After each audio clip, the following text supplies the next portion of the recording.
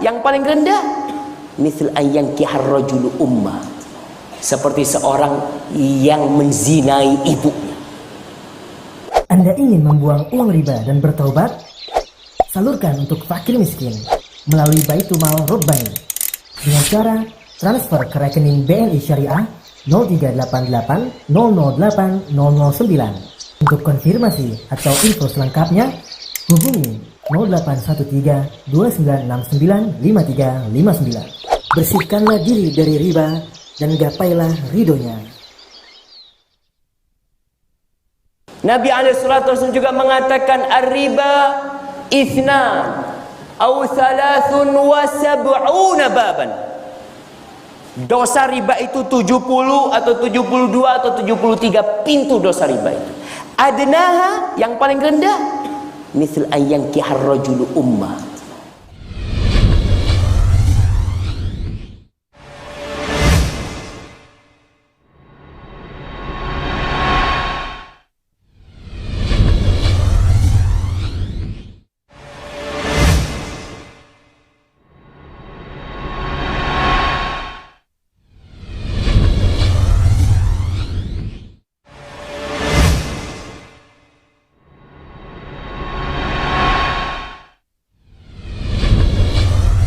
Bismillahirrahmanirrahim. Alhamdulillahi rabbil alamin. Wa asyhadu an la ilaha illallah wahdahu la syarikalah. Wa asyhadu anna Muhammadan abduhu wa rasuluhu sallallahu alaihi wa ala alihi wa ashabihi wattabi'ina lahum bi ihsanin ila yaumiddin. Wasallama tasliman katsiran, amma ba'd. Alhamdulillah, kita bersyukur kepada Allah SWT dan memuji hanya kepada Allah, karena dialah yang memiliki nama-nama yang husna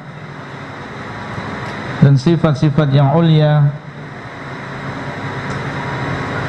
dan dari nyalah seluruh kenikmatan. Salawat dan salam semoga senantiasa Allah SWT limpahkan kepada Rasul kita, Nabi kita, Nabi Muhammad SAW, keluarga beliau, para sahabat beliau, dan orang-orang yang mengikuti mereka dengan baik sampai akhir zaman. Kita lanjutkan pembahasan kitab Sittud Durar min Usuli Ahli Al-Athar yang ditulis oleh Fadilatul Syekh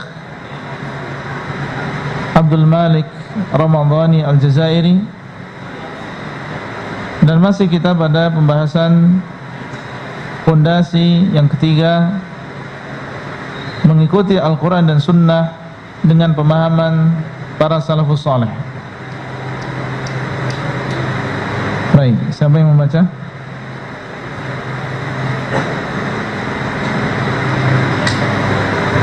Fadhal.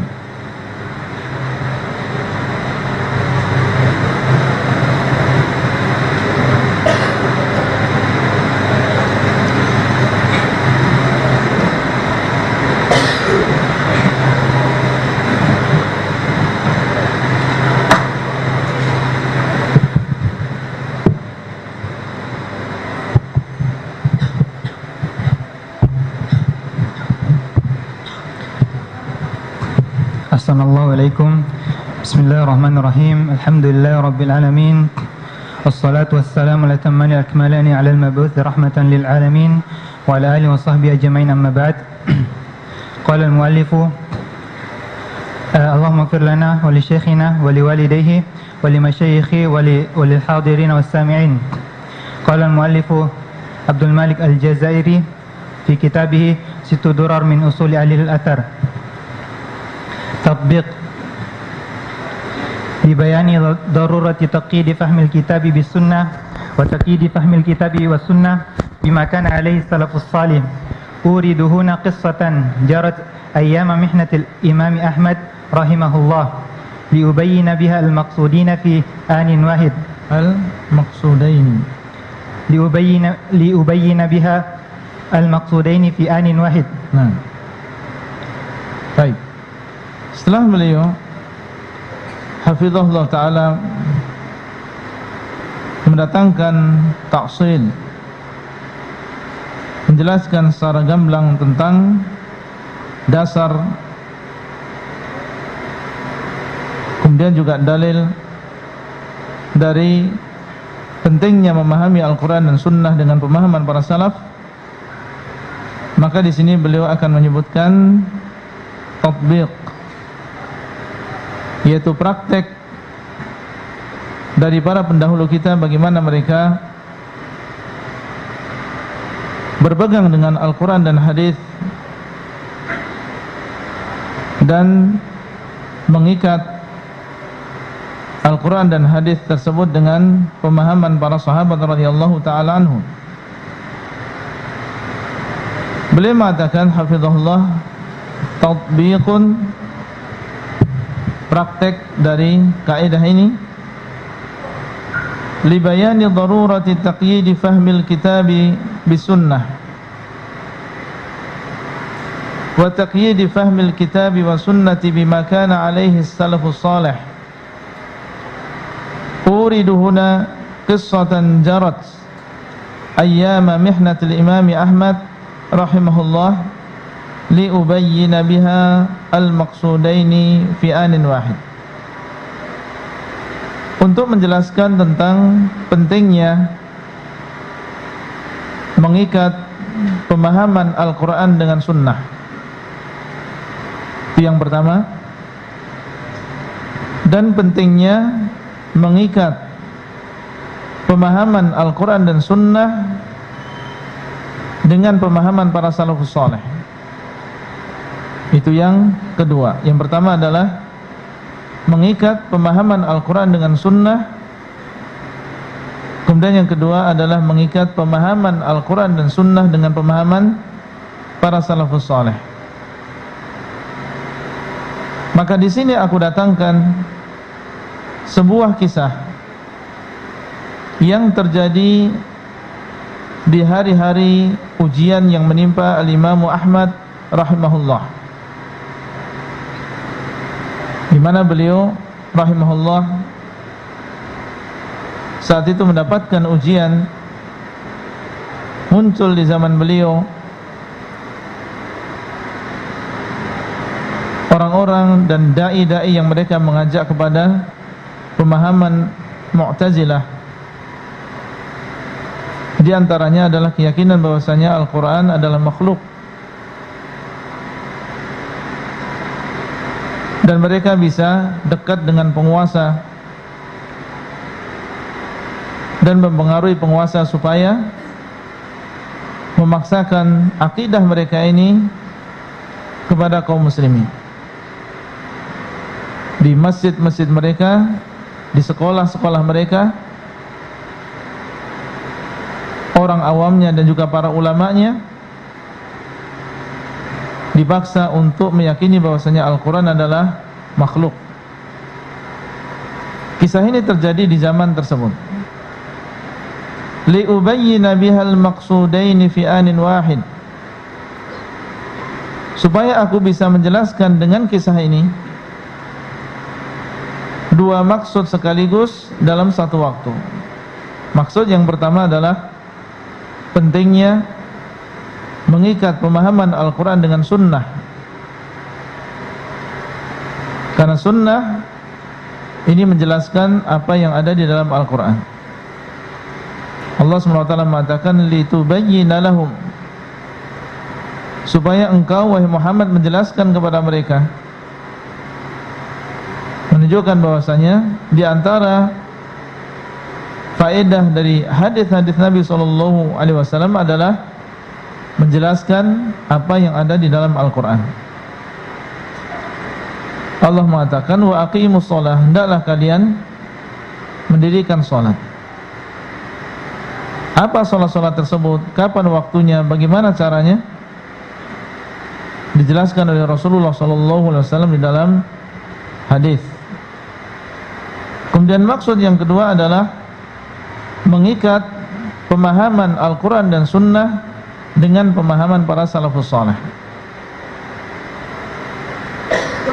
Baik, kemudian beliau mendatangkan ucapan Al-Imam Al-Ajurri rahimahullah. Nah, ثم قال حفظه الله قال الآجري رحمه الله بلغني عن المهتدي رحمه الله تعالى أنه قال ما قاطع أبي يعني الواثق إلا شيخ جيء به من المصيصة فمكث في السجن مدة ثم إن أبي ذكره يوما فقال علي بالشيخ فأتي به مقيدا فلما أوقف بين يديه سلم عليه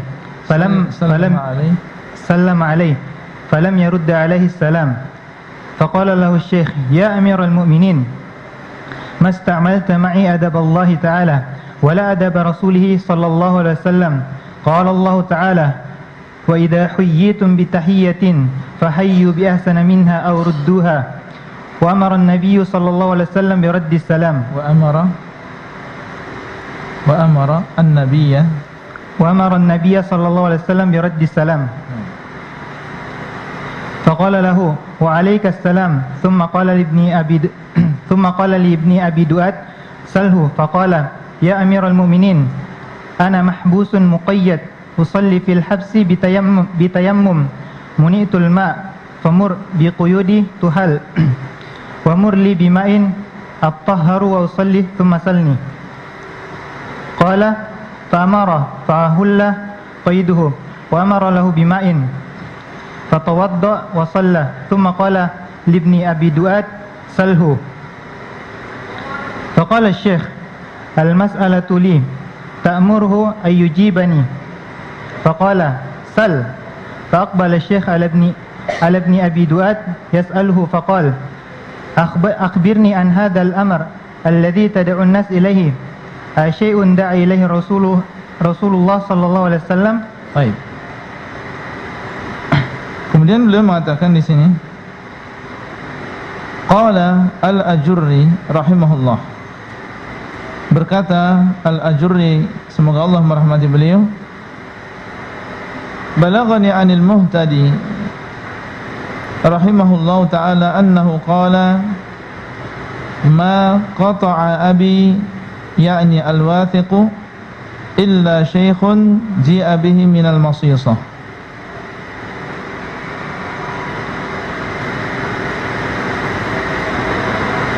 Baik. Beliau mengatakan telah sampai kepadaku sebuah kisah atau sebuah khabar dari Al-Muhtadi, bahwasanya beliau mengatakan tidaklah memotong atau menghentikan bapakku, dan bapak beliau adalah Al-Wathiq, beliau adalah Al-Muhtadi Ibnul Wathiq, tidaklah menghentikan bapakku, yaitu dari keyakinannya tentang bahwasanya Al-Quran adalah makhluk, kecuali seorang yang sudah tua yang didatangkan dari sebuah negeri yang bernama Al-Masisah. Baik. Famakatha fi sijni muddah. Maka laki-laki tua tadi, beliau tinggal di dalam penjara beberapa waktu. Thumma inna abi dzakarahu yawman. Kemudian bapakku, yaitu Al-Wathiq, ingat kepada syekh tadi pada suatu hari. Setelah beberapa waktu dia ingat, kemudian faqala, dia mengatakan alayya bisyekh, hendaklah kalian membawa untukku syekh tersebut. Fa'utiya bihi muqayyadan, maka didatangkan syekh tersebut dalam keadaan dia terbelenggu kedua tangannya, dikeluarkan dari penjara dalam keadaan terbelenggu, dibawa di hadapan Al-Wathiq. Falamma uqifa baina yadayhi sallama alaihi. Ketika diberdirikan di depan atau di hadapan Wathiq, maka dia mengucapkan salam, mengatakan assalamualaikum. Dan ini menunjukkan bahwasanya Syekh tadi tidak sampai mengkafirkan Al-Wathiq, meskipun dia meyakini bahwasanya Al-Quran adalah makhluk, atau mengajak manusia untuk meyakini bahwasanya Al-Quran adalah makhluk. Buktinya di sini masih mengucapkan salam kepada Al-Wathiq, mengatakan assalamualaikum. Falam yarudda alaihi salam. Ternyata Wathiq tidak menjawab salam dari Syekh tersebut. Ya, mungkin karena Syekh tadi dia tidak meyakini seperti yang diyakini oleh Wathiq. Tidak meyakini bahwasanya Al-Quran itu adalah makhluk. Akhirnya dia tidak mengucapkan atau tidak menjawab salam yang diucapkan oleh Syekh tersebut. Faqala lahu Syekh, maka Syekh tadi mengatakan, ya Amirul Mukminin, wahai Amirul Mukminin. Masih menganggap dia adalah sebagai pemimpin kaum muslimin. Berarti ini juga menguatkan bahwasanya beliau, yaitu Syekh tadi tidak sampai mengkafirkan Al-Wathiq, meskipun dia memiliki keyakinan yang salah tentang Al-Quran. Bahkan dia mengajak manusia atau memaksa manusia untuk meyakini keyakinan ini,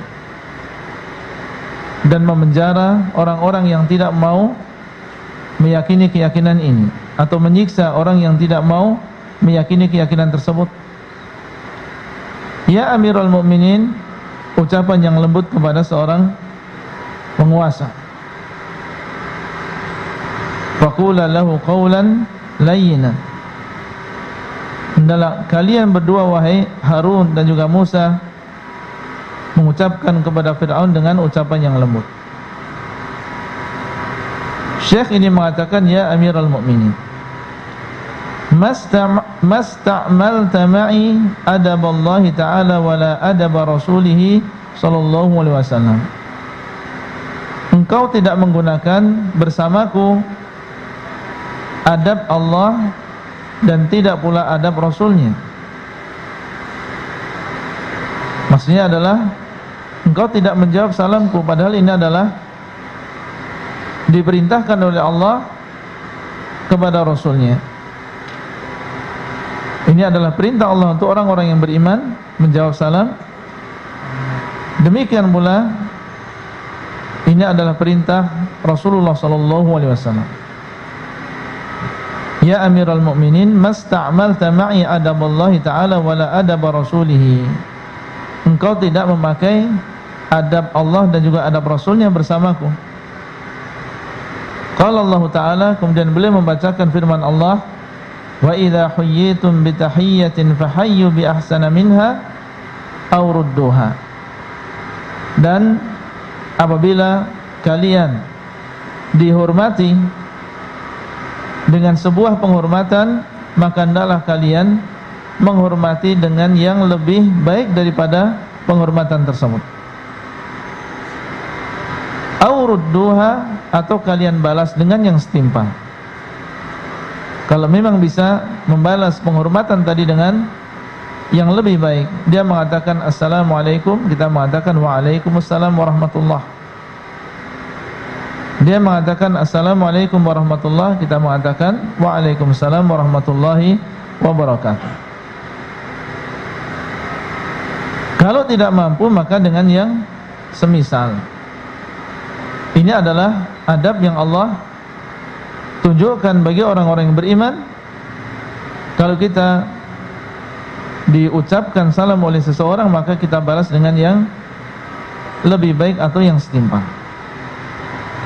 Maka ini adalah afdhaliyah. Tapi seandainya seseorang menjawab lebih kurang daripada itu, maka tidak sampai perkaranya kepada dosa. Seandainya di sana ada orang yang mengucapkan kepada kita Assalamualaikum warahmatullahi wabarakatuh, kemudian kita mengatakan Waalaikumsalam, maka kita sudah menjawab salam, ya, dan keadaan kita menjawab salam lebih kurang daripada ucapan salam tadi, tidak sampai kepada dosa. Meskipun yang lebih afdal sebagaimana disebutkan dalam ayat ini, kalau bisa lebih baik atau ya sepadan atau setimpal dengan penghormatan tadi. Wa amara an-nabiy sallallahu alaihi wasallam bi raddis salam. Ya, bisa juga dibaca wa amara an-nabiy, dan Nabi sallallahu alaihi wasallam memerintahkan untuk menjawab salam. Ya kan, ini adalah termasuk hak seorang muslim atas muslim yang lain, yaitu menjawab salam. Dan para ulama sepakat bahwasanya menjawab salam ini adalah termasuk kewajiban. Ijma' para ulama, menjawab salam adalah sebuah kewajiban. Minimal dia mengatakan waalaikumsalam. Ya, minimal dia mengucapkan waalaikumsalam, dan yang paling afdal adalah mengatakan waalaikumsalam warahmatullahi wabarakatuh. Dan yang sahih bahwasanya tidak ada yang lebih baik daripada ucapan salam ya dengan mengatakan waalaikumsalam warahmatullahi wabarakatuh. Tidak perlu ditambah dengan lafaz yang lain. Inilah lafaz salam yang paling baik. Terkumpul di dalamnya doa keselamatan, doa dengan rahmat, dan juga doa dengan barakah. Nabi SAW memerintahkan untuk menjawab salam. Berarti di sini ketika seseorang tidak menjawab salam yang diucapkan oleh orang lain, apalagi syekh tadi memang dia mengkhususkan mengucapkan salam dan yang dia tuju adalah al-wathiq, maka dalam keadaan demikian wajib bagi al-wathiq sebenarnya untuk mengucapkan atau menjawab salam. Berbeda halnya apabila ada orang yang masuk ke dalam masjid, kemudian di sana ada beberapa majelis, ada orang yang sedang duduk sendirian di sana, dan ada sebagian orang yang duduk di sini. Ada orang yang masuk kemudian mengucapkan salam bagi yang sedang duduk di pojok sana. Ya fulan, assalamualaikum. Berarti dia memaksudkan si fulan tadi. Dalam keadaan yang demikian, yang wajib menjawab salam adalah si fulan yang dituju salamnya. Adapun orang-orang yang lain, meskipun dia berada di dalam masjid, tapi kalau bukan mereka yang dituju, maka tidak wajib bagi mereka untuk menjawab salam. Seandainya mereka menjawab, maka itu adalah baik. Tapi seandainya mereka tidak menjawab, maka ini bukan sebuah kewajiban bagi mereka. Baik, ijma' para ulama bahwasanya menjawab salam hukumnya apa? Hukumnya wajib. Iya, kalau tidak salah di antara yang menghikayahkan kewajibannya adalah Ibnu Abdul Bar. Ya. Kemudian disebutkan di sini apa yang diucapkan oleh Al-Wathiq setelah diingatkan oleh Syekh ini. Faqala lahu wa 'alaika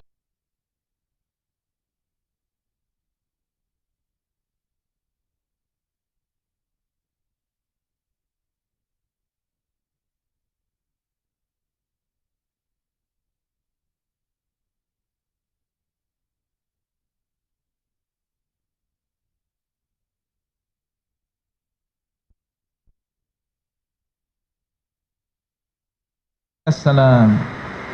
Ya, setelah diingatkan dengan Al-Quran dan juga dengan hadis, fitrahnya berjalan. Faqala lahu wa 'alaikassalam, maka dia menjawab dan mengatakan wa 'alaikassalam. Alhamdulillah, dan ini adalah termasuk nasihat kepada seorang penguasa.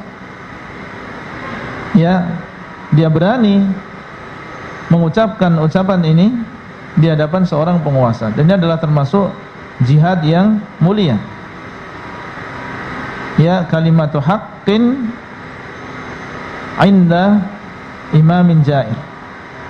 Kalimat yang hak di hadapan seorang penguasa yang zalim. Dan bukan berarti kalimatu haqqin indal imamil jair kemudian seseorang keras atau menggunakan kata-kata yang kasar, tidak. Keberanian tidak identik dengan kekerasan. Dia berani mengatakan yang benar di hadapan seorang penguasa yang zalim, yang bisa dengan satu kalimat dia bisa menyuruh untuk membunuh. Dengan satu kalimat dia bisa menyuruh untuk menyiksa. Ya, tapi orang ini berani untuk menyebutkan kalimat yang hak. Dan ini bukan berarti ya dia berbuat kasar, bukan berarti dia berani kemudian dia menghina. Antum lihat bagaimana adab dia dari awal, mengucapkan assalamualaikum, mengatakan ya Amirul Mukminin. Ya, dengan adab dan juga dengan kelemah lembutan, disertai dengan keberanian mengucapkan dan mengungkapkan perkara yang benar. Maka ini yang dituntut dari Ahlus Sunnah wal Jamaah, memiliki adab dan memiliki kelemah lembutan disertai dengan keberanian ya mengucapkan ucapan yang benar. Dan nasihat bukan hanya untuk orang yang sesama kita, sesama rakyat, tapi juga diantaranya adalah untuk a'immatul muslimin. Ad-dinun nasihah lillahi wa li rasulihi wa li kitabihi wa li a'immatil muslimin wa ammatihim. Baik, alhamdulillah diterima nasihatnya oleh Al-Wathiq. Dia mengatakan wa alaikassalam. Ya, seandainya tidak diterima, maka dia sudah melaksanakan kewajiban dia sebagai seorang saudara. Seandainya diterima, maka itulah yang diinginkan. Dan kalau tidak diterima, maka dia sudah melaksanakan kewajiban sebagai seorang saudara. Karena hukum menjawab salam, hukumnya apa? Hukumnya wajib. Kalau ditinggalkan berarti dosa. Ini adalah kemungkaran. Orang yang tidak menjawab salam, maka dia melakukan perkara yang mungkar. Dan Nabi SAW mengatakan, man ra'a minkum munkaran falyughayyirhu biyadihi, fa illam yastati' fa bilisanihi, fa illam yastati' fa biqalbihi, wa dzalika adhaful iman. Barang siapa di antara kalian yang melihat sebuah kemungkaran, maka hendaklah dia rubah dengan tangannya. Kalau tidak mampu, maka dengan lisannya. Yang bisa dilakukan oleh syekh ini adalah mengingkari kemungkaran dengan lisannya, mengingatkan dengan qala Allah wa qala Rasul. Baik. Thumma qala li ibni Abi Du'ad salhu. Setelah dia menjawab salam tadi, maka Al-Wathiq berkata kepada Ibnu Abi Du'ad. Dia adalah Ahmad Ibnu Abi Du'ad, seorang da'i Mu'tazilah, seorang ulama'nya Mu'tazilah yang dekat dengan Wathiq saat itu. Datang syekh ini mengucapkan salam, dan di samping Wathiq ada Ahmad Ibnu Abi Du'ad. Maka Wathiq mengatakan, salhu, tanyalah kepada syekh ini. Wathiq ingin mendengar pembicaraan, perdebatan, diskusi antara Ibnu Abi Du'ad sebagai seorang tokoh Mu'tazilah dengan seorang syekh dari kalangan Ahlus Sunnah wal Jamaah. Tanyakan kepadanya, debatlah dia sehingga nampak kekalahannya, dan semakin nampak hujahmu di atas hujahnya. Faqala ya Amirul Mukminin, ana mahbusun muqayyadun usalli fil habs bitayammumin muni'tul ma' famur biquyudi tuhal wa mur li bima'in atatahharu wa usalli thumma salni. Kemudian Syekh ini mengatakan, wahai Amirul Mukminin, aku dalam keadaan di belenggu, wa muqayyadun mahbusun muqayyadun, dalam keadaan ditahan, dalam keadaan terbelenggu. Aku sholat dalam keadaan ditahan tersebut dengan tayammum. Fattaqullaha mastata'tum, hendaklah kalian bertakwa kepada Allah sesuai dengan kemampuan kalian. Tidak bisa mengambil air karena dalam keadaan terborgol, dalam keadaan terbelenggu. Sementara sholat adalah sebuah kewajiban yang harus dilaksanakan, maka dia sholat dalam keadaan terbelenggu. Ini menunjukkan bagaimana mereka ahlul bid'ah memperlakukan ahlu sunnah, bahkan menghalangi mereka dalam melakukan sebuah kewajiban yang sudah Allah wajibkan atas kaum muslimin. Muni'atul ma', aku tidak bisa menuju ke air, dilarang untuk menggunakan air. Maka perintahkanlah untuk melepas borgol ini, melepas belenggu ini, karena dia adalah seorang pemimpin yang berhak untuk menyuruh dan juga memerintahkan. Maka Syekh ini meminta kepada Al-Wathiq untuk melepaskan ikatannya, bukan karena tidak tahan dengan siksaan,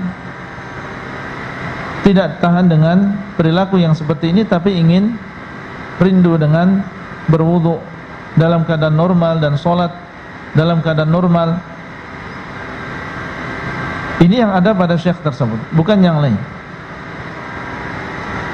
Dan ini yang menjadi ham dia, menjadi pemikiran dia, menjadi suatu yang senantiasa dia pikirkan, bagaimana dia bisa sholat dengan normal dan berwudu untuk Allah Azza wa Jalla.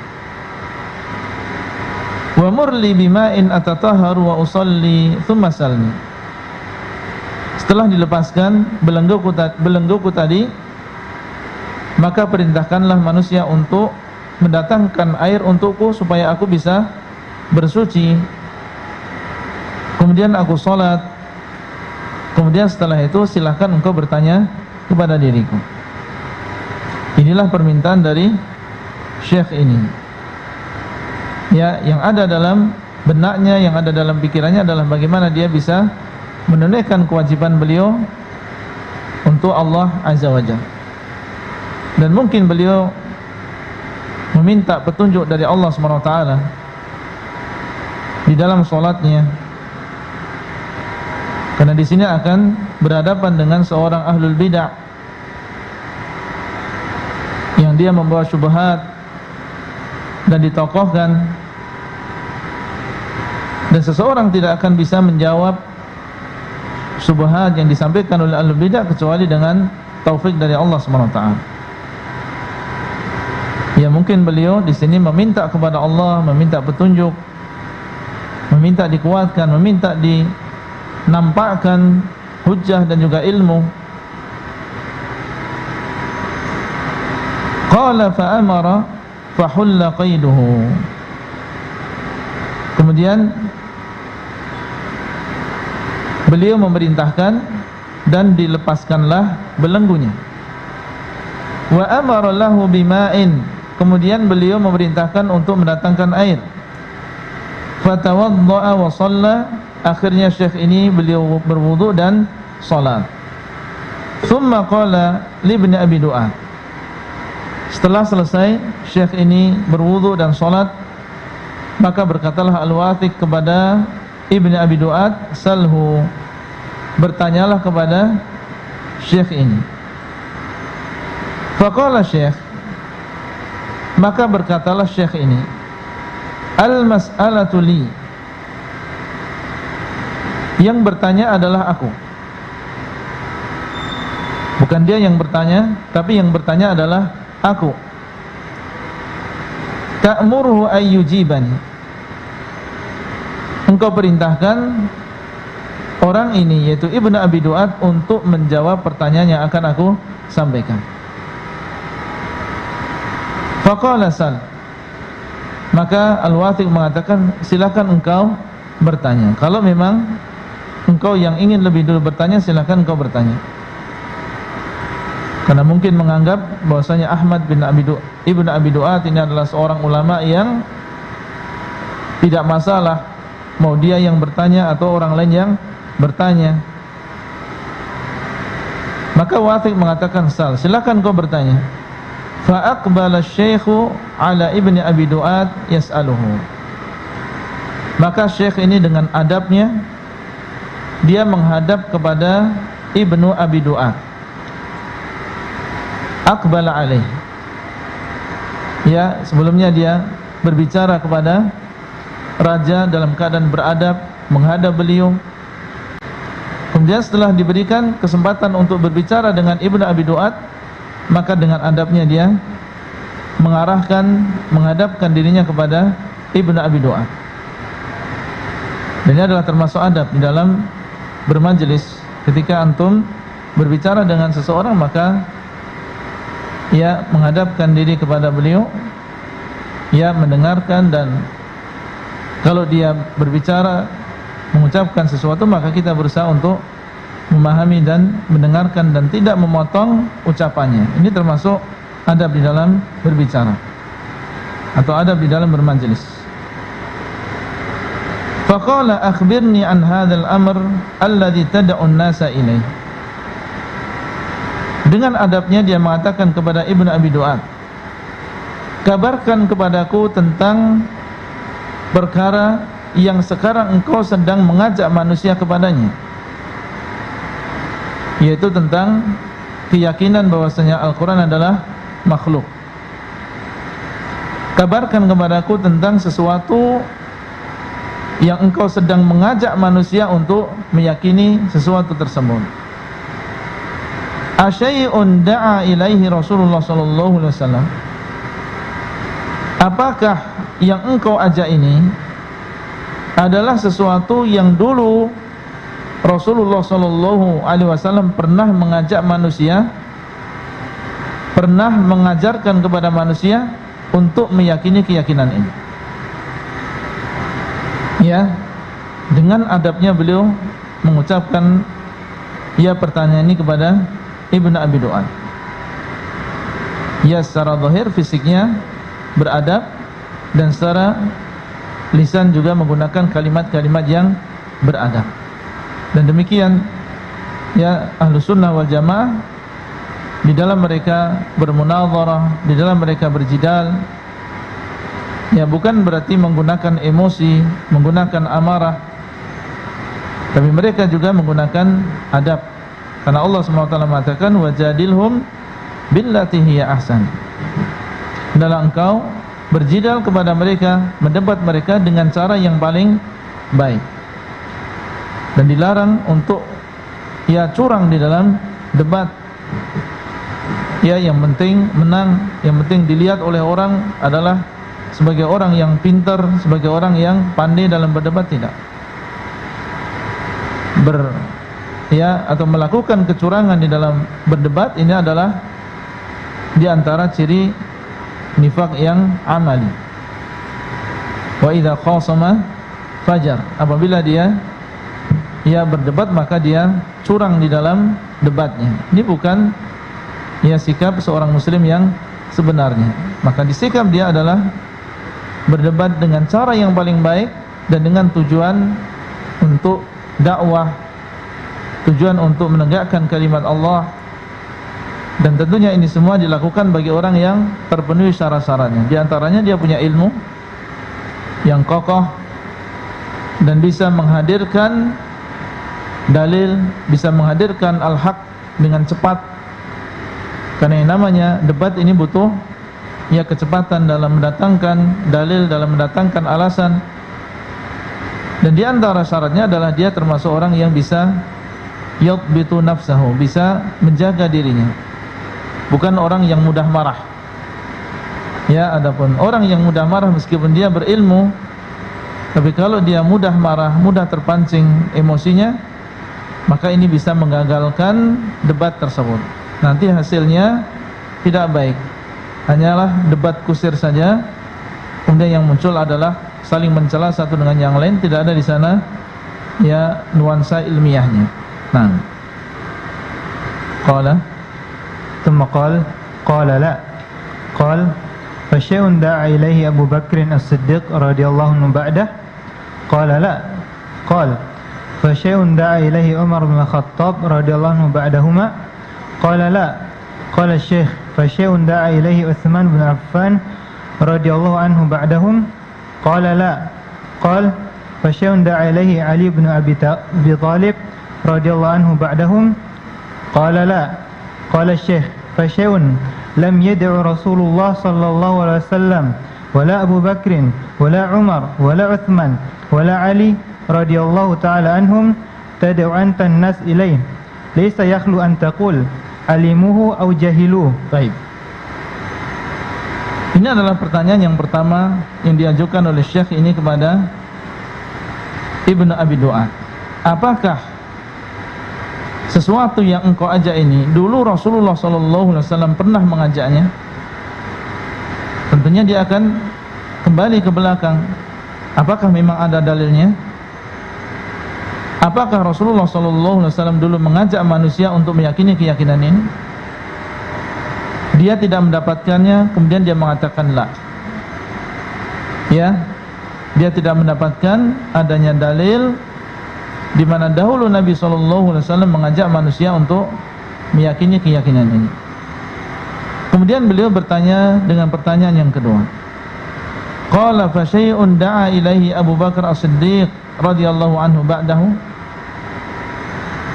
Apakah sesuatu yang kau dakwakan ini adalah sesuatu yang pernah mengajak untuk meyakini keyakinan tersebut Abu Bakar As-Siddiq ba'dahu, setelah Nabi SAW? Kalau memang Nabi SAW tidak pernah mengajaknya, mungkin Abu Bakar As-Siddiq pernah mengajaknya. Makanya beliau bertanya di sini, apakah sesuatu ini dahulu Abu Bakar As-Siddiq setelah Nabi SAW pernah mengajak manusia ketika beliau menjadi khalifah kepada keyakinan bahwasanya Al-Quran adalah makhluk. Karena Abu Bakar As-Siddiq adalah termasuk khulafaur rasyidin yang dikatakan oleh Nabi SAW, alaikum bisunnati wa sunnatil khulafair rasyidin al-mahdiyyin. Karena mungkin sebagaimana yang sudah disebutkan sebelumnya, khulafaur rasyidin mungkin mereka mengamalkan sesuatu yang memang dia adalah sunnah Rasulullah SAW, atau mengamalkan sesuatu yang mereka pahami dari sunnah Rasulullah SAW. Qala la, dia mengatakan tidak. Berarti di masa Abu Bakar As-Siddiq sebagai seorang khalifah, dia tidak menemukan bahwasanya Abu Bakar As-Siddiq dahulu mengajak manusia untuk meyakini bahwasanya Al-Quran adalah makhluk. Qala fa syai'un da'a ilaihi Umar bin Khattab radhiyallahu anhu ba'dahuma. Kemudian Syekh mengajukan pertanyaan yang ketiga. Apakah sesuatu tadi, yaitu keyakinan bahwasanya Al-Quran adalah makhluk, pernah didakwahkan oleh Umar bin Khattab setelah zaman Rasulullah SAW dan juga setelah zamannya Abu Bakar As-Siddiq? Qala la, dia mengatakan tidak juga. Selama 10 tahun Umar bin Khattab menjadi seorang khalifah, tidak pernah wala kalimah, satu kalimat, ya, tidak pernah dia mengucapkan meskipun satu kalimat mengajak manusia untuk meyakini bahwasanya Al-Quran adalah makhluk. Qala Syekh fa syai'un da'a ilaihi Uthman bin Affan ba'dahum. Pertanyaan yang selanjutnya, apakah apa yang kau dakwahkan tadi pernah didakwahkan oleh Uthman bin Affan ba'dahum, setelah Rasulullah SAW, Abu Bakar dan Umar? Qala la, dia mengatakan tidak. Qala fa syai'un da'a ilaihi Ali bin Abi Talib radhiyallahu anhu ba'dahum. apakah ini adalah sesuatu yang didakwahkan oleh Ali bin Abi Thalib setelah mereka? Qala la, dia mengatakan tidak. Berarti Rasulullah SAW tidak pernah mendakwahkan. Demikian pula 4 khulafaur rasyidin tidak pernah mendakwahkan dengan dakwah ini, dengan keyakinan bahwasanya Al-Quran adalah makhluk. Maka Syekh ini mengatakan, qala Syekh, fa syai'un lam yad'u Rasulullah SAW wala Abu Bakrin wala Umar wala Uthman wala Ali radhiyallahu ta'ala anhum tad'u anta an-nas ilaihi. Kemudian Syekh ini mengatakan kepada Ahmad Ibn Abi Duat, sesuatu di mana Rasulullah SAW tidak pernah mendakwahkannya, padahal beliau adalah seorang Rasul yang diperintahkan untuk menyampaikan seluruh yang datang dari Allah. Kalau memang itu baik, harusnya beliau sampaikan. Tapi ternyata sesuatu ini tidak pernah didakwahkan oleh Rasulullah SAW, dan tidak pernah didakwahkan oleh Abu Bakar, Umar, Uthman dan juga Ali. Padahal mereka adalah khulafaur rasyidin, yang mereka adalah orang yang paling semangat di dalam melaksanakan sunnah, orang yang paling berilmu dan paling mengetahui tentang sunnah Nabi, dan orang yang paling mengamalkan sunnah Nabi. Tapi selama 30 tahun khilafatun nubuwah, semenjak Abu Bakar As-Siddiq sampai di akhir kekhilafan Ali bin Abi Thalib, ternyata tidak ada di antara 4 khulafaur rasyidin yang mereka mendakwahkan manusia kepada khalqul Quran, meyakini bahwasanya Al-Quran adalah makhluk. Ini sesuatu yang aneh yang demikian. Tad'u antan nasa ilaih, kalau mereka tidak mendakwahkan, kemudian engkau mendakwahi manusia untuk meyakini keyakinan bahwasanya Al-Quran adalah makhluk. Ya, Rasulullah dan juga para khulafaur rasyidin yang disifati para khulafa tadi dengan rasyidin al-mahdiyyin, mereka tidak pernah mengajak manusia untuk meyakini Al-Quran adalah makhluk. Kemudian engkau datang sekarang mengajak manusia dan memaksa manusia untuk meyakini bahwasanya Al-Quran adalah makhluk. Ini adalah sesuatu yang aneh. Bagaimana bisa ya seseorang dia mengajak sesuatu yang tidak pernah diajarkan oleh Rasulullah SAW dan juga para khulafaur rasyidin, dan bahkan memaksa mereka, menyiksa ulama yang tidak meyakini keyakinan demikian, padahal ini tidak pernah diajarkan oleh Rasulullah SAW dan tidak pernah didakwahkan oleh para khulafaur rasyidin. Laisa yakhlu an taqula alimuhu au jahilu. Taufik dari Allah SWT, Syekh ini mengatakan keyakinanmu ini atau apa yang engkau lakukan ini, yaitu engkau berdakwah kepada khalqul Quran sementara Rasulullah dan para khulafaur rasyidin mereka tidak mendakwahkannya. Ini ada 2 kemungkinan. Kemungkinan yang pertama, mereka tahu, atau kemungkinan yang kedua, mereka tidak tahu. Ada kemungkinan yang ketiga enggak? Enggak ada. 2 kemungkinan saja. Mereka tahu tentang khalqul Quran atau mereka tidak tahu. Insyaallah kita lanjutkan setelah azan.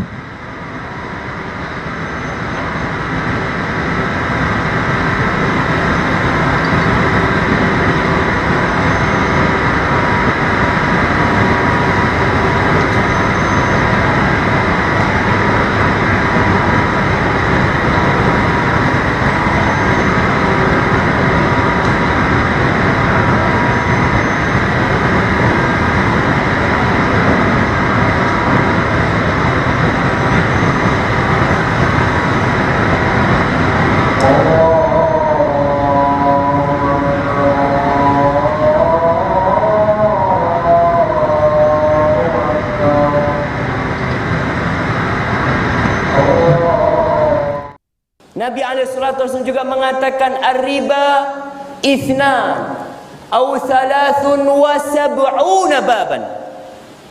Dosa riba itu 70 atau 72 atau 73 pintu dosa riba itu.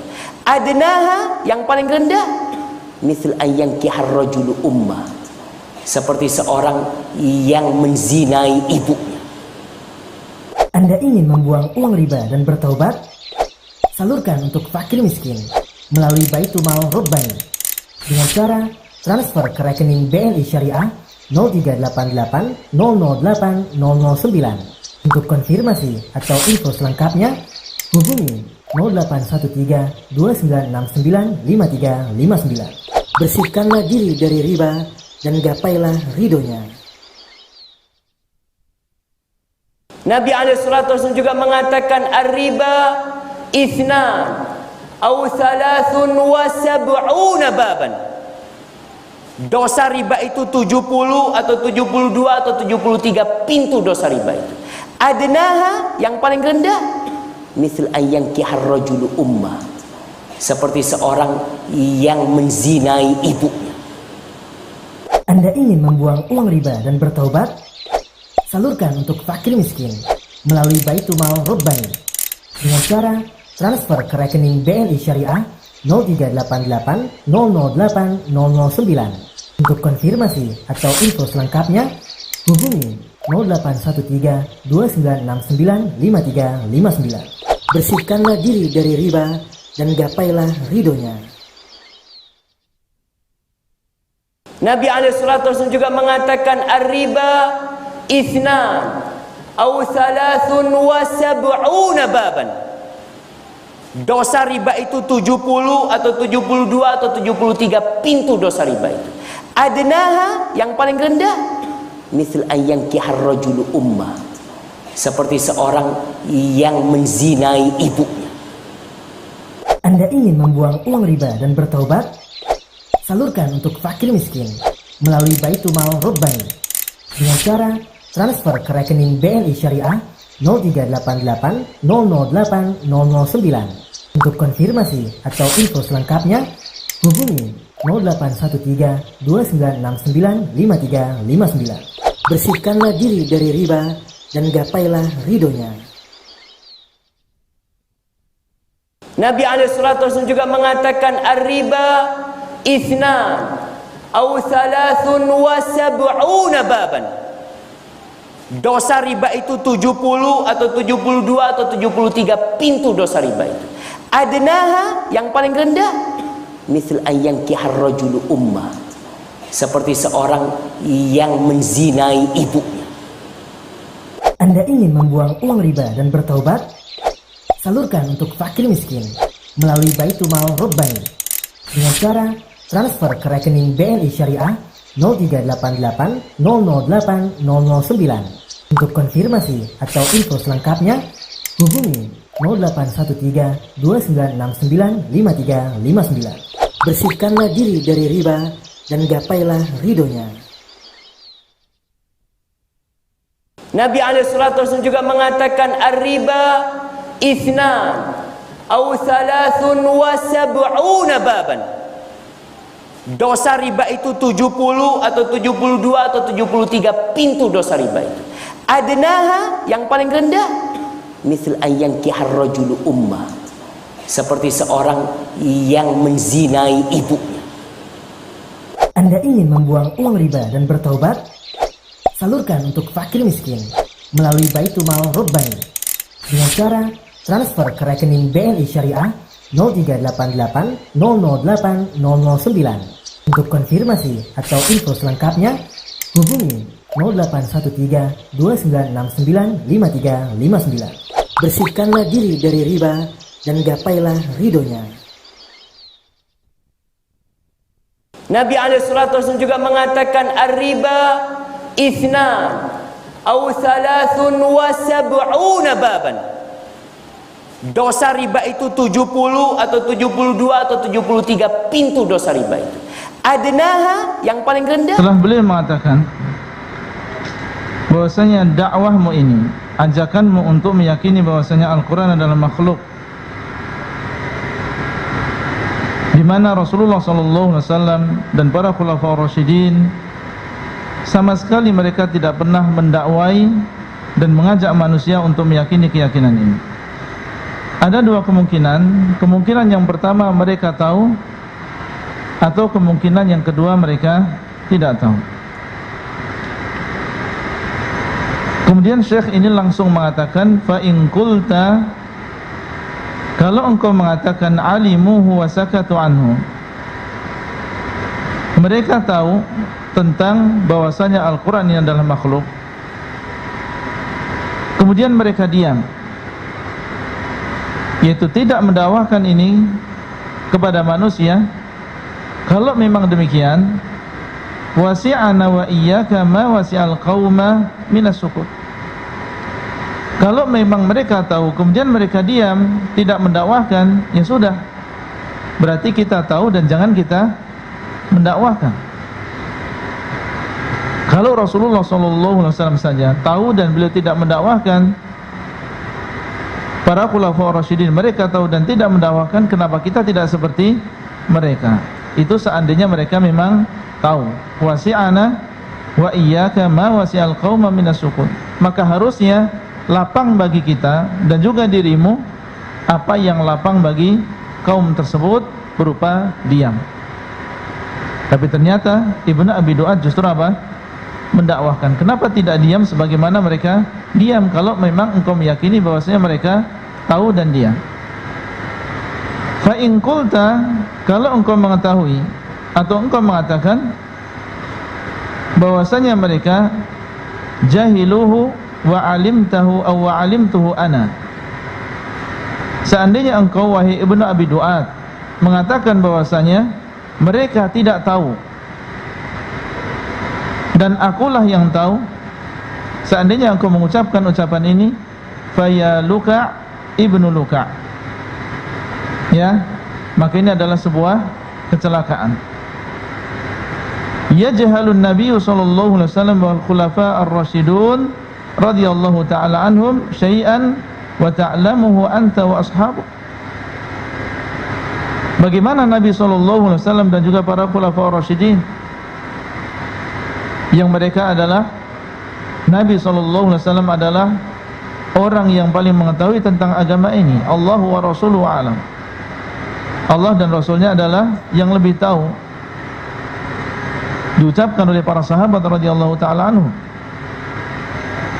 Nabi SAW adalah orang yang paling mengenal Allah dan dialah yang paling memahami agama ini.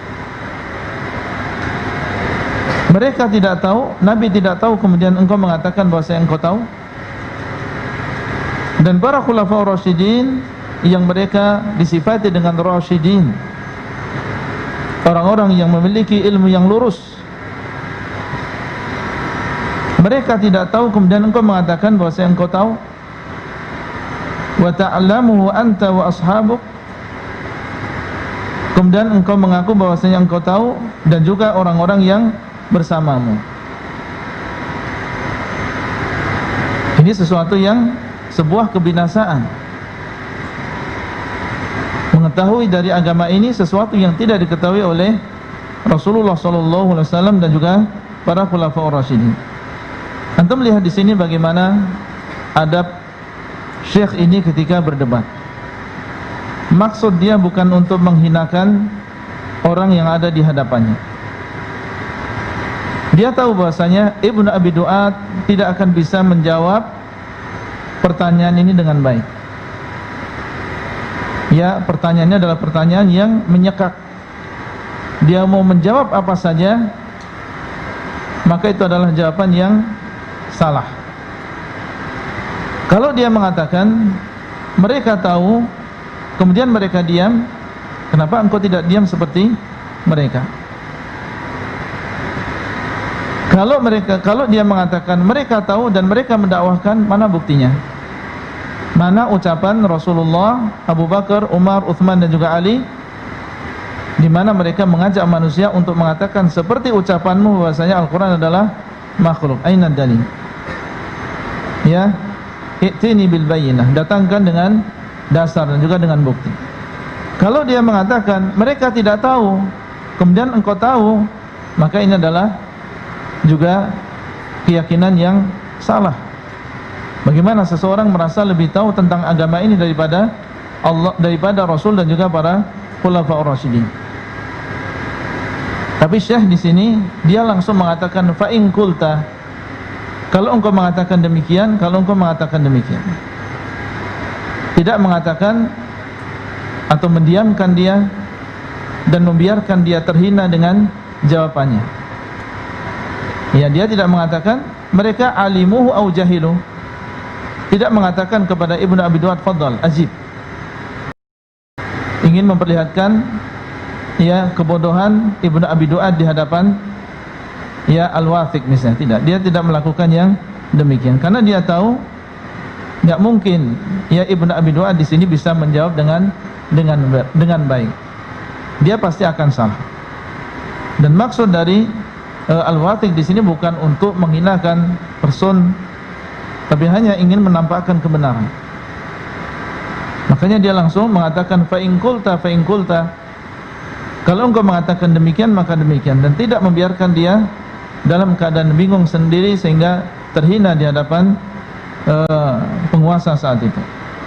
Qala al-Muhtadi, berkata al-Muhtadi anaknya Wathiq menceritakan, fara'aitu abi wathaba qa'iman wa dakhala al-hira. Maka aku melihat bapakku yaitu Wathiq, beliau bangkit berdiri kemudian masuk ke sebuah tempat.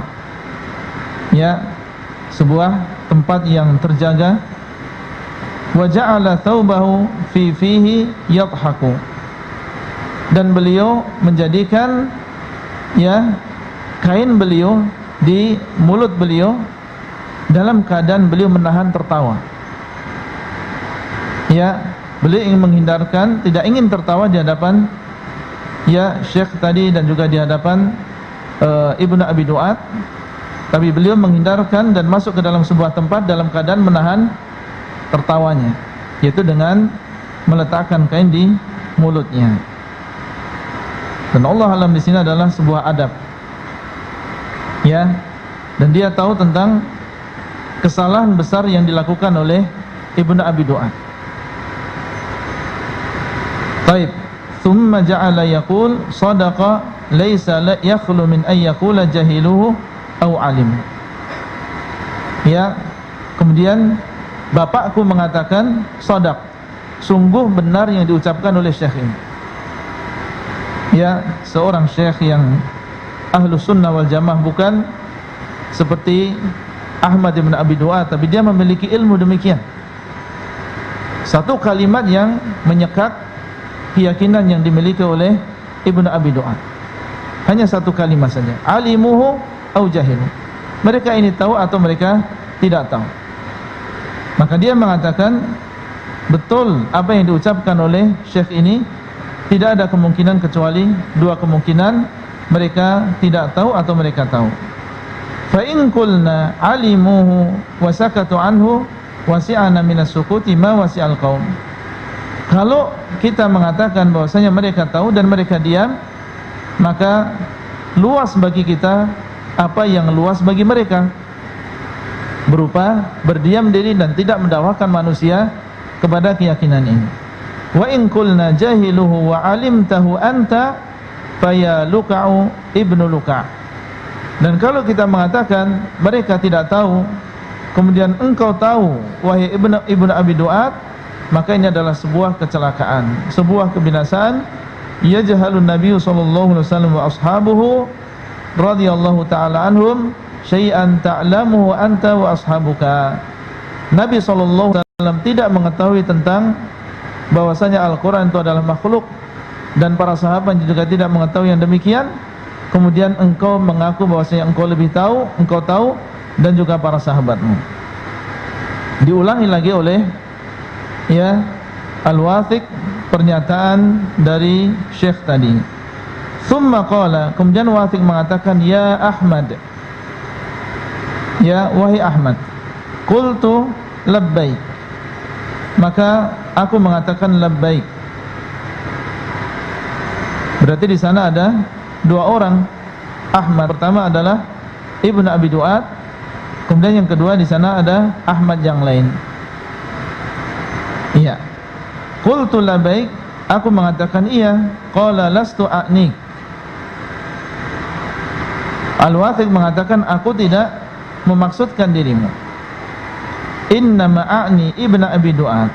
Sesungguhnya aku memaksudkan memanggil ibnu Abi Du'ad.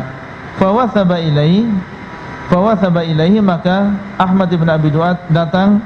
Faqala a'ti hadha syekh nafaqatan wa akhrijhu an baladina.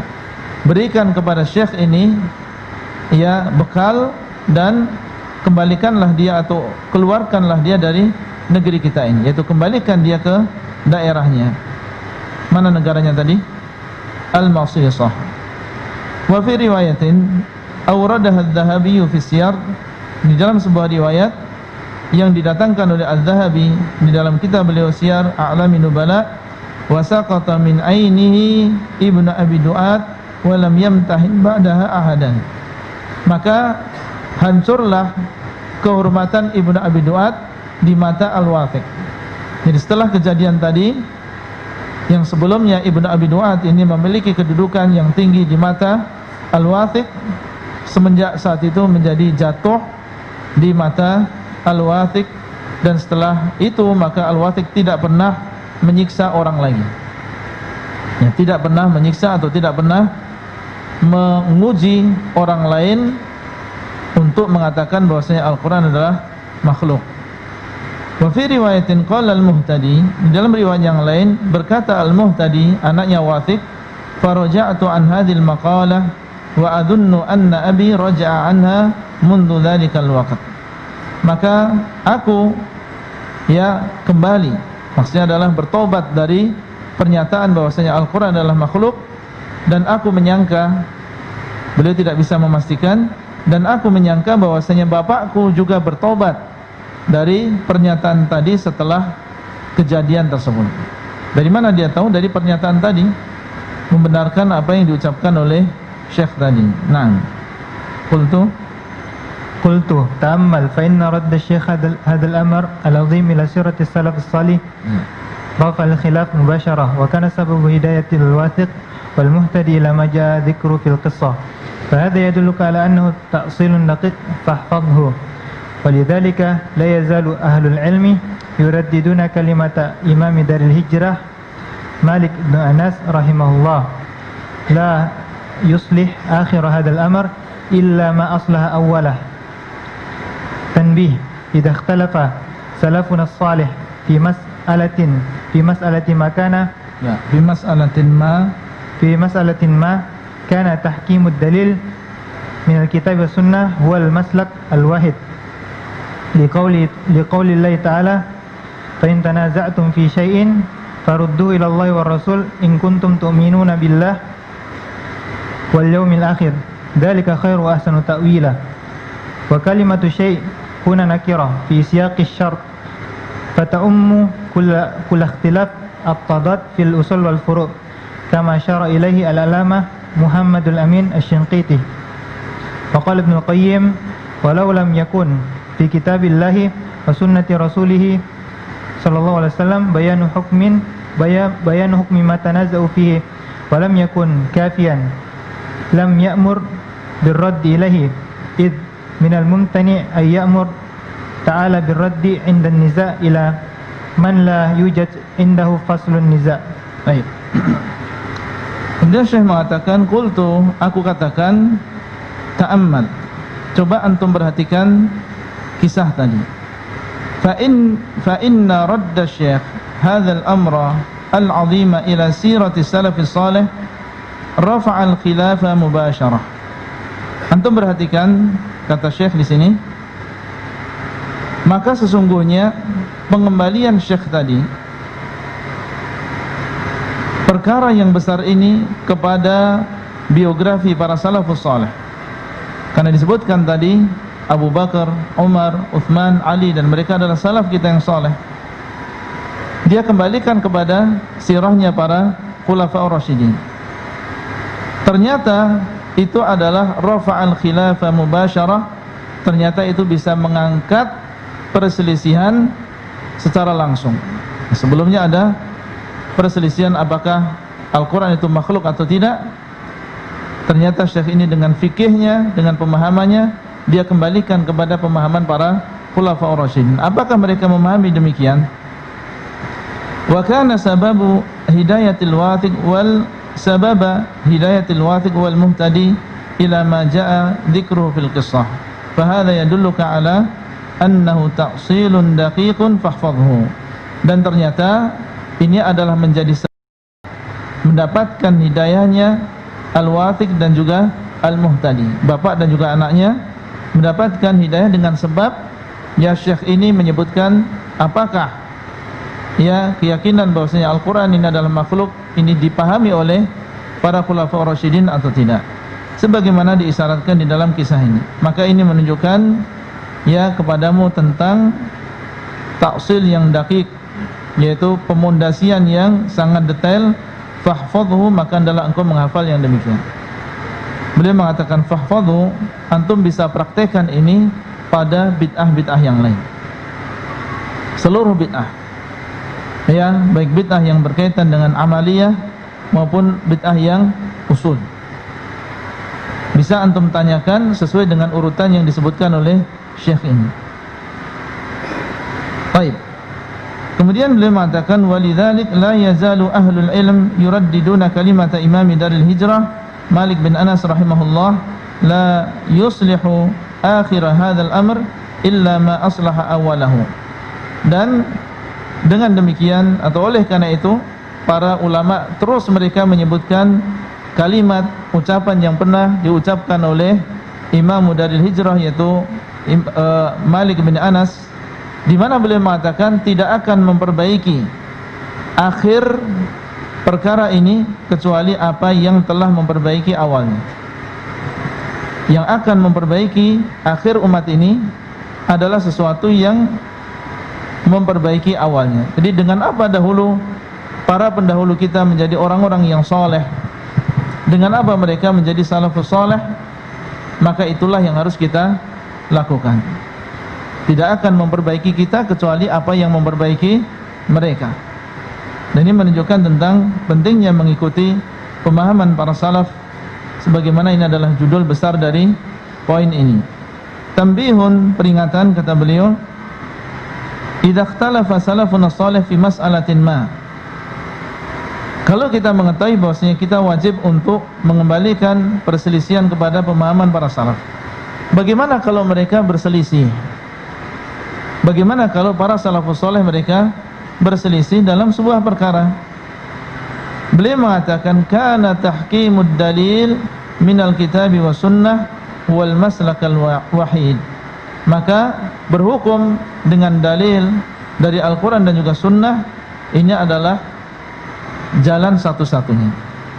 Jadi kalau memang di sana ada perselisihan di antara para salaf, ada di antara salaf yang berpendapat demikian dan ada salaf yang lain yang berpendapat dengan pendapat yang lain, maka kita tetap kembali kepada Al-Quran dan juga sunnah. Kita lihat mana yang lebih dekat kepada Al-Quran dan sunnah. Kemudian beliau mendatangkan dalil liqaulillahi ta'ala, karena firman Allah, fa in tanaza'tum fi syai'in farudduhu ila Allahi war rasul in kuntum tu'minuna billahi wal yawmil akhir dzalika khairun wa ahsanu ta'wila.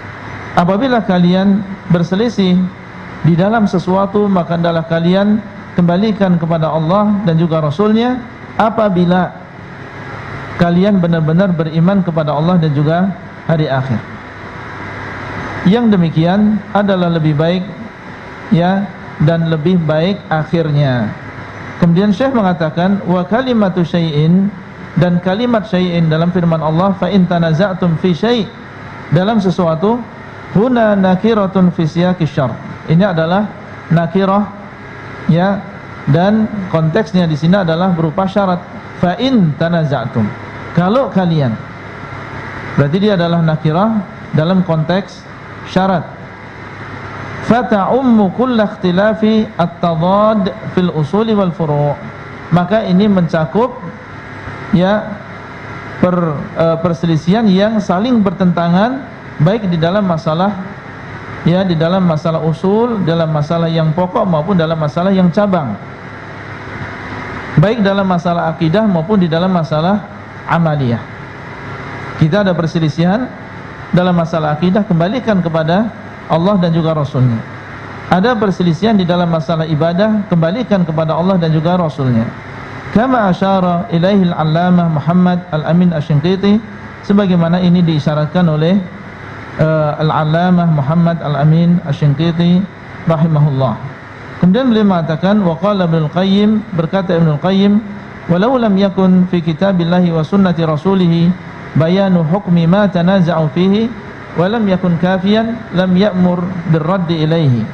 Seandainya tidak ada di dalam Al-Qur'an dan juga sunnah Rasulullah sallallahu alaihi wasallam penjelasan tentang hukum yang mereka perselisihkan, ya, dan tidak cukup, niscaya Allah SWT tidak akan menyuruh kita untuk mengembalikan kepada Allah dan juga Rasulnya.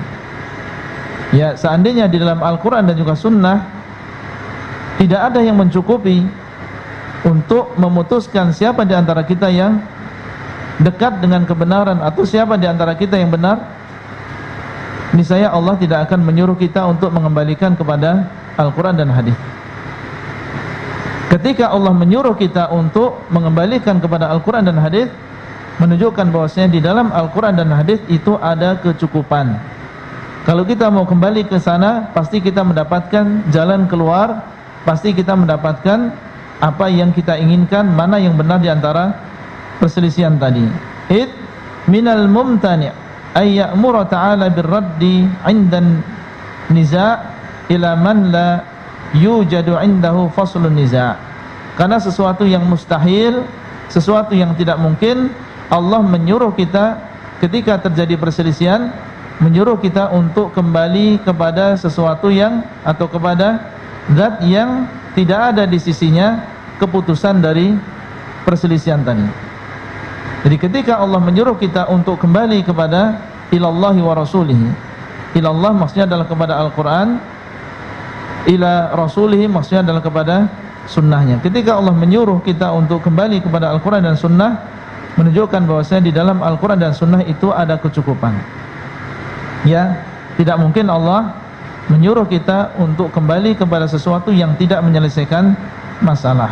Baik, ini kalau ada perselisihan di antara para salaf, maka tetap kita memilih mana di antara pendapat tadi yang sesuai dengan dalil. Tapi kalau mereka sepakat, ya, kalau mereka sepakat, maka tidak boleh kita menyelisih kesepakatan para salaf. Barang siapa yang menyelisih kesepakatan para salaf, maka ini dia telah sesat dengan kesesatan yang nyata. Jadi kalau para salaf sudah sepakat, kita tidak boleh menyelisih. Dan kalau mereka berselisih, ya, kalau mereka berselisih, maka kita berusaha untuk, ya, mencari mana di antara pendapat tadi yang lebih sesuai dengan dalil. Dan tidak boleh kita keluar dari pendapat yang dimiliki oleh para salaf. Kalau para salaf memiliki ada 2 atau 3 pendapat, maka kita tidak boleh mendatangkan pendapat yang keempat yang bertentangan dengan pendapat-pendapat para salaf, dan tidak ada di antara salaf yang berpendapat dengan pendapat tersebut. Dengan demikian, alhamdulillah, kita sudah menyelesaikan poin yang ketiga di antara 6 durar, di antara 6 mutiara yang disebutkan oleh beliau. Semoga Allah SWT memberikan manfaat. Wallahu ta'ala alam. Wabillahi taufiq wal hidayah. Wassalamualaikum warahmatullahi wabarakatuh.